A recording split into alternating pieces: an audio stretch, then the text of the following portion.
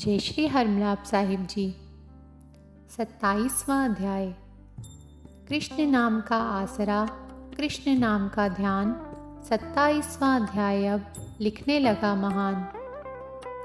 गनों ने कहा, विष्णुदास एक दिन भोजन तैयार करके भक्ति में तल्लीन था कि कोई उसका भोजन चुरा कर ले गया, लेकिन सायंकाल की आराधना हो सके और व्रत भंग ना हो, इसलिए उस दिन उसने दोबारा भोजन तैयार नहीं किया।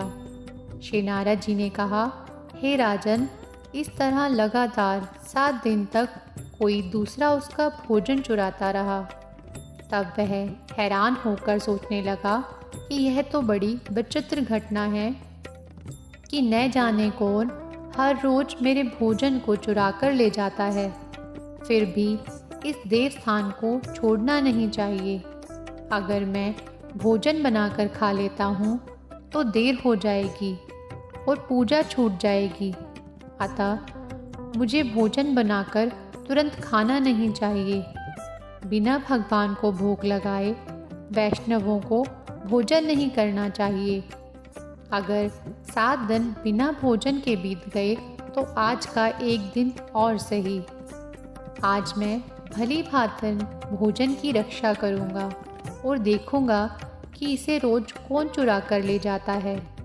ऐसा सोचकर विष्णुदास भोजन तैयार करके भोजन के पास ही छिपकर बैठ गया।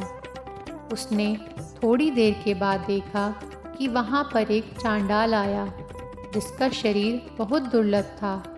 उसके शरीर पर केवल चमड़ी ही चमड़ी दिखाई देती थी।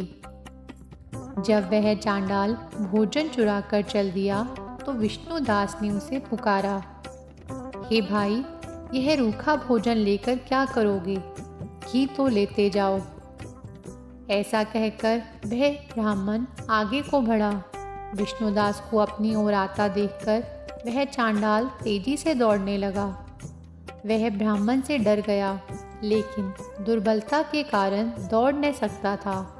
अतः भूमि पर गिर पड़ा और मूर्छित हो गया। चांडाल को मूर्छित देखकर विष्णुदास लपक कर उसके पास पहुंचा और अपने वस्त्र से उस पर हवा करने लगा। और इसके बाद उसने जो कुछ देखा उसे देखकर वह आश्चर्यचकित रह गया। उसने देखा कि उसके सम्मुख शंख, चक्र, गदा, पद्म, पीतांबरधारी, चतुर्भुजी रूप, अलसी के समान कांति वाले वक्ष में कौस्तुभ माला में सुशोभित साक्षात श्री भगवान विष्णु खड़े हैं। भगवान का दर्शन करके सात्विक भाव से युक्त वह श्रेष्ठ ब्राह्मण उनकी स्तुति तथा प्रणाम कुछ न कर सका। वहीं पर सब इंद्र आदि देवता भी उपस्थित हो गए और गंधर्व तथा अप्सराएं आकर गीत गाने लगी तथा नृत्य करने लगी। ब्राह्मण उन्हें प्रणाम करने के लिए ज्यों ही उतावला हुआ, त्यों ही वहाँ संपूर्ण देव, गंधर्व और अप्सराएं आ गई। विष्णु भगवान ने अपना स्वरूप ब्राह्मण को प्रकट कर उसका आलिंगन किया और दिव्य विमान में बिठाकर उसे बैकुंठ ले गए। दिव्य विमान में ब्राह्मण को विष्णु के साथ जाते हुए चोर राजा ने भी उसे देखा।